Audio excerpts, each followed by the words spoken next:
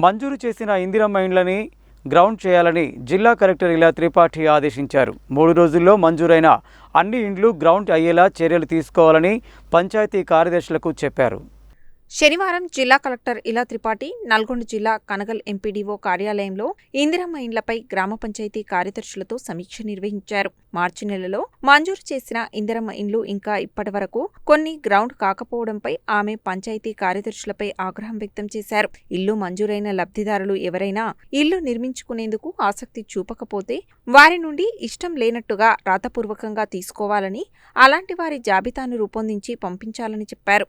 2-3 రోజులలో మంజూరైన అన్ని ఇండ్లు గ్రౌండ్ అయ్యేలా చర్యలు తీసుకోవాలని పంచాయతీ కార్యదర్శులకు చెప్పారు. ఈ సందర్భంగా జిల్లా కలెక్టర్ ఆయా గ్రామ పంచాయతీల వారీగా పంచాయతీ కార్యదర్శులతో వివిధ స్థాయిలలో ఉన్న ఇందిరమ్మ ఇండ్లపై సమీక్ష నిర్వహించారు. గృహ నిర్మాణ శాఖ PD Rajkumar, incharge MPDO Sumalatha, Kanagal తహసీల్దార్ పద్మ తదితరులు ఉన్నారు.